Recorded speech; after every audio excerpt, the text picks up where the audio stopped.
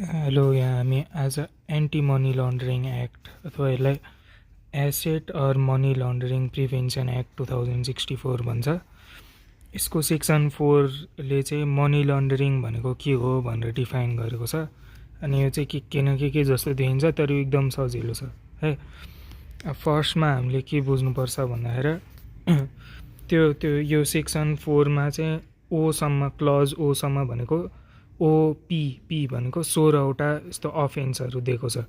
के अफेन्स भन्दाखेरि अब जस्तो धेरै जे पनि हुनसक्यो, यो टेररिस्ट फाइनेन्सिङहरू, अनि रेभेन्यू इभिजनहरू, त्यहाँबाट ल्याएको पैसाहरू क्या, त्यहाँबाट आएको पैसा छ, मैले कुनै मान्छेलाई मारेर अथवा मैले किडन्याप गरेर त्यहाँबाट मलाई पैसा आयो हो। त्यो पैसा त मैले कसैलाई दिनु पऱ्यो अथवा त्यसको सोर्स हाइड गर्नु पऱ्यो, किनकि मैले सरकारलाई भन्न त मिलेन नि त, भाइ मैले मान्छे मारेर पैसा ल्याएको भनेर भन्न त मिलेन।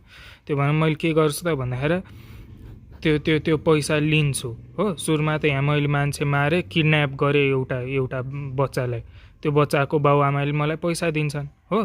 अब यो पैसा जुन आयो नि, यही पैसा पनि मनी लन्ड्रिङ हो भनेर भन्छ क्या उसले। One holds, possesses, uses, consumes, earns, displays asset from following offenses or investment of such asset है भनेको मतलब अब त्यो फलोइङ अफेन्स भनेको चाहिँ म अहिले देखाउँछु कुन अफेन्स हो भनेर।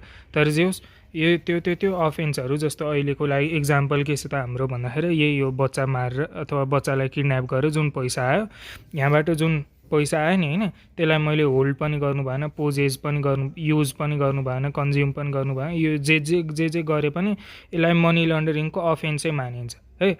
अब दोस्रो चाहिँ के भयो त भन्दाखेरि converts, disguises, transfer such asset with intent to conceal, convert, disguise, source or nature of asset हो। भनेको मतलब चाहिँ मैले यसको सोर्स हाइड गर्न खोजेँ, यो मैले मान्छे मारेर ल्याएको होइन, तर मैले बिजनेस खोलेर मेरो प्रफिट हो यो भनेर देखाएँ भने त्यो पनि मनी लन्ड्रिङ हो रे। Third, obtains, purchases, holds, consumes such asset भनेको मतलब अब यो जुन चेन्ज भइसक्यो नि त।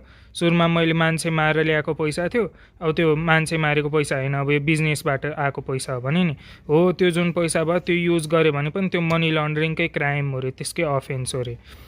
फोर्थ चाहिँ causes transaction in spite of such asset रे। ल मानिलिउँ होइन, म तपाईँको घरमा बस्छु रे, तपाईँ मेरो त्यो घरपेटी हो रे, मैले यही पैसा तपाईँलाई दिएँ भने त्यो तपाईँलाई थाहा छ रे है, त्यही पनि तपाईँले यो खर्च गर्नुभयो भने तपाईँ पनि मनी लन्ड्रिङमा पर्नुभयो। यो इन्स्पाइट अफ नलेज भनेको छ नि, यसलाई चाहिँ मेन्स रिया भन्छ। मेन्स रिया भनेको चाहिँ क्रिमिनल इन्टेन्ट, नलेज हुँदाहुँदै पनि गर्ने।